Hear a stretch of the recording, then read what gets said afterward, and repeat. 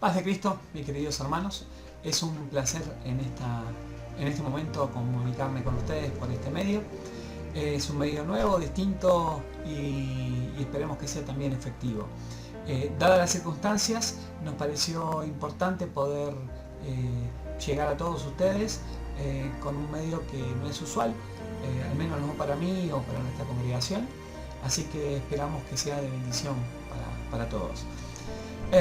Compartan, siéntanse libres de compartir este mensaje con quienes lo deseen. La idea es poder llegar a más personas. Y es imposible no meternos en el tema de la semana, del mes o del año posiblemente.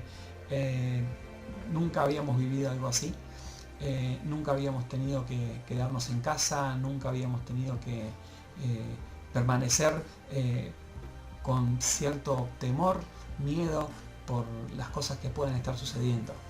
Pero la Biblia ya nos habla y esto, según lo que dice, es solo el principio.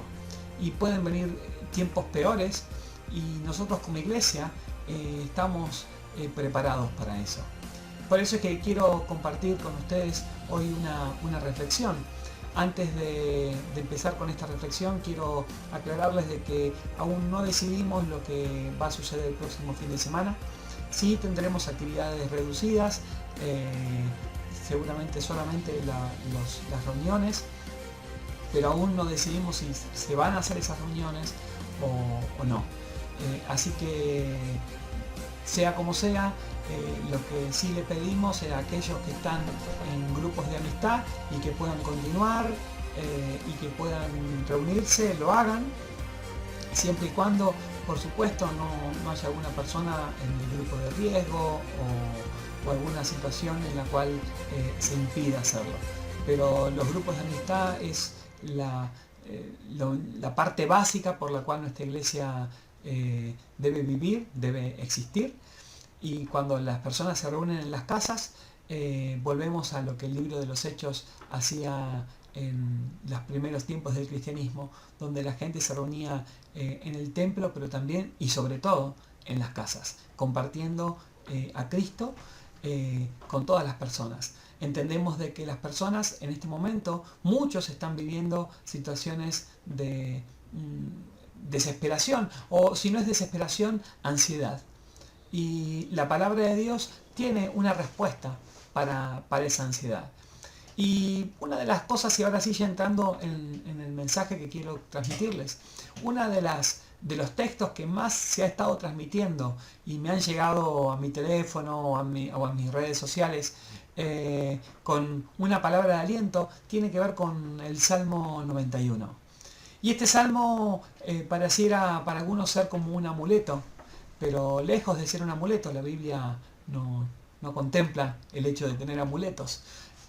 Lejos de ser un amuleto, es una palabra que trae algo serio y una palabra necesaria para este tiempo. Así que, sin más preámbulos, quiero compartir con ustedes. Y el Salmo comienza diciendo, ahí en el versículo 1 dice: el que habita al abrigo del Altísimo morará bajo la sombra del Todopoderoso, del Omnipotente, dice la versión que más conocemos. Y luego sigue diciendo: diré yo al Señor, refugio mío y castillo mío, mi Dios, en quien confío, porque Él te librará de la trampa del cazador y de la peste destructora. Y bien, comienza acá el texto bíblico nos lleva a pensar distintas características con las cuales se está describiendo a Dios. Fíjense que a Dios lo llama abrigo o cubierta, luego lo llama altísimo, es decir, el Elohim, luego lo llama todopoderoso, que es otro de los nombres con los cuales los judíos lo llamaban, el Shaddai. Después lo llama Jehová, es decir, el que es, yo soy. Después lo llama esperanza, lo llama refugio, lo llama castillo, lo llama libertador, es decir, un defensor. El salmista empieza este salmo con toda una serie de declaraciones acerca de los nombres por los que él conoce a Dios. Y ahí está un poco el secreto de cómo empieza este salmo. Porque empieza haciendo declaraciones acerca de lo que Él conoce a Dios. Entonces Él tiene un Dios todopoderoso, un Dios grande, un Dios que es el refugio, un Dios que es castillo. Entonces ahí encontramos también de que hay algunas personas de que deciden encasillar a Dios en una sola característica. Y ahí es donde las personas se pierden al Dios verdadero, al Dios grande que podrían tener. Por eso es que la Biblia nos dice que no tenemos que hacernos imagen de ese Dios, porque cualquier imagen que nos hagamos de Dios va a ser una imagen injusta. Lo mejor que podemos hacer es conocer a Dios por experiencia. Y aquí ya hay una primera pregunta, es decir, ¿de qué manera conoces a Dios? ¿Cuál es tu experiencia con Dios? Sería bueno que reflexiones en esto y puedas ver si no hay alguna forma nueva en la cual Dios se te pueda presentar y lo puedas conocer. Pero luego el Salmo continúa diciendo, con tus plumas te cubrirá y debajo de sus alas te refugiarás. Escudo y defensa es su verdad. Y saben que aquí cuando habla de que es refugio, acá también está diciendo que es escudo y defensa. Y aquí cuando habla de dos elementos que usaban los soldados. Uno es el escudo, que es un escudo grande que defiende contra cosas grandes. Y en la versión Reina Valera habla de la adarga, que se refiere a un escudo más chico, que es para otras situaciones donde necesitan una defensa más ágil. Por lo tanto, Dios es escudo y defensa en todas las circunstancias. No importa si es una cuestión chiquita o si es una cuestión grande. Dios es la defensa que necesitamos en todos los aspectos de nuestra vida. Luego sigue diciendo el versículo 5. No tendrás temor de espanto nocturno, ni de flecha que vuele de día, ni de peste que ande en la oscuridad, ni de plaga que en medio de día destruya.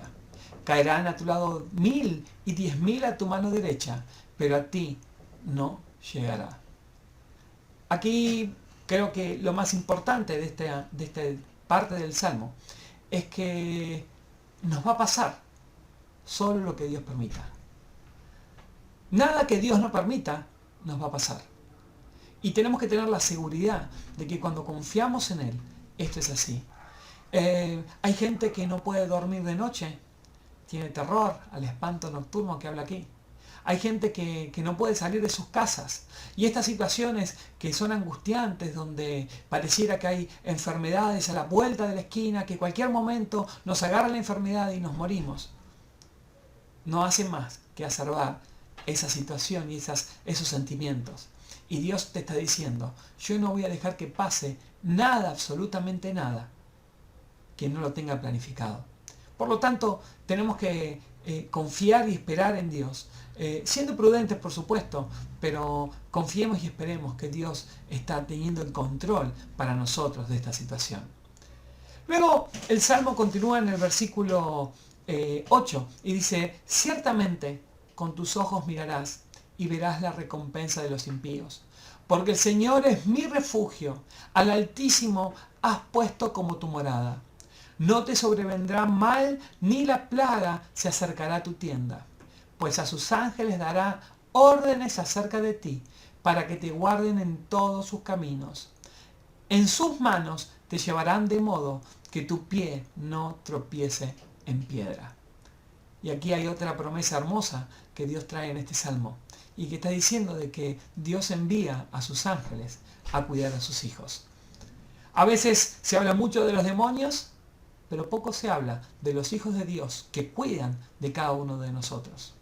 A algunos les gusta pensar como en el concepto de ángel guardián. La Biblia no es clara al respecto, no dice que cada uno tiene asignado un ángel, pero sí que tenemos ángeles asignados para nuestra defensa, para nuestra bendición, para nuestro cuidado. Entonces, no es malo pedirle a Dios, Señor, manda a tus ángeles que me cuiden, manda a tus ángeles que protejan mi casa. Es una de las oraciones que podemos hacer. Podemos reclamarlo porque la palabra de Dios dice esto. De hecho, Satanás cuando tentó a Jesucristo, en el Nuevo Testamento vemos ahí cuando está tentando a Jesucristo en el desierto, usa este salmo. Y Jesucristo le responde, claramente de que no se puede usar para lo que yo quiero. No se puede usar para tomar el nombre de Dios en vano, no se puede usar para tentar a Dios. Pero sí podemos usar este texto para pedirle a Dios que cumpla esta promesa en nosotros. Luego el versículo 13 sigue diciendo, sobre el león y la cobra pisarás, hollarás al leoncillo y a la serpiente. Claramente este texto no está hablando de animales, no son animales lo que está ahí en juego, sino que en realidad son poderes demoníacos y poderes de la oscuridad que quieren hacernos daño. No hay ningún león físico, sí hay un león espiritual que dice que anda alrededor nuestro tratando de destruirnos. Anda como un león rugiente o anda como una serpiente tratando ahí de envenenar. Pero entendamos de que Dios tiene el control también de esas cosas. No tenemos por qué tener miedo. No necesitamos tener miedo porque el que está con nosotros es mucho más. Y así llegamos a la última parte de este salmo y a la parte central de este mensaje, que es lo que Dios promete hacer en estas circunstancias. Y lo podemos leer a partir del versículo 14 que dice, porque en mí ha puesto su amor, yo lo libraré. Lo pondré en alto por cuanto ha conocido mi nombre. Entonces, lo primero que nos está diciendo Dios es que quien ponga su amor en Él, quien lo intente conocer, Él lo va a librar. Y esta es una promesa bien concreta. Dios promete librarnos a cambio de que nosotros lo conozcamos a Él y nos enamoremos de Él. Tenemos que empezar a enamorarnos de nuestro Dios, porque Él tiene el poder de librarnos. En el versículo 15 dice, Él me invocará y yo le responderé. ¿Qué promesa? A veces pensamos que cuando oramos, cuando hablamos con Dios, nadie está escuchando. Y Él dice, Él me invocará y yo le responderé. Y luego dice, no solamente que va a responder, sino que dice que va a estar. Dice, y con Él estaré en la angustia. Él promete estar con nosotros, respondernos. Pero hay algo que hay que destacar aquí en este breve verso, porque dice que con nosotros, con Él, estará en la angustia. O sea que librarnos a veces no implica sacarnos del momento de angustia, pero una cosa es pasar un momento difícil sin Dios y otra cosa es pasarlo junto con Él.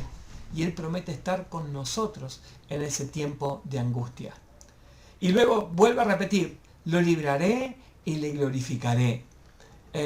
Aquí dice, bueno, vos me vas a amar, me vas a poner en alto y yo te voy a glorificar. Es decir, no vas a pasar vergüenza con lo que Dios haga en tu vida. Dios promete responder. Y no solamente eso, porque en el versículo 16 termina diciendo, lo saciaré de larga vida y le mostraré mi salvación. Saben que lo más importante en esta vida es lograr la salvación de nuestro Dios. Él promete saciarnos. Cuando habla de vivir saciados, significa de vivir una vida satisfecha. A veces no se trata de tener mucho para estar saciado, sino de tener lo que necesitamos. Y sentirse saciado es fácil cuando vivimos conforme a los propósitos de Dios.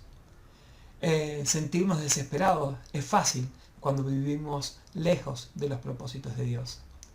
Este salmo entonces nos está hablando de confianza, pero no de cualquier clase de confianza. Está hablando de la confianza que viene a aquellos que aman a Dios y deciden darle el control total de su vida. Muchas personas usan este texto como un amuleto, pero vuelvo a repetir, no hay amuleto posible con Dios. Dios lo que quiere con nosotros es una relación. Quiere que lo conozcas y quiere conocerte más. Aunque Él ya te conoce, pero necesita tener una relación porque fuimos creados para eso, para poder relacionarnos con Él. Y no importa lo que suceda en los próximos días, no importa las noticias que vengan, confiemos, sabemos que el que habita al abrigo del Altísimo va a tener un lugar junto con Él. y no va a tener que tener miedo, porque Él nos va a librar, Él va a estar con nosotros, Él va a estar cuidándonos y Él va a estar haciendo y deshaciendo de la manera que lo prefiera. Por eso, hermanos, los aliento a que estemos orando por toda esta situación.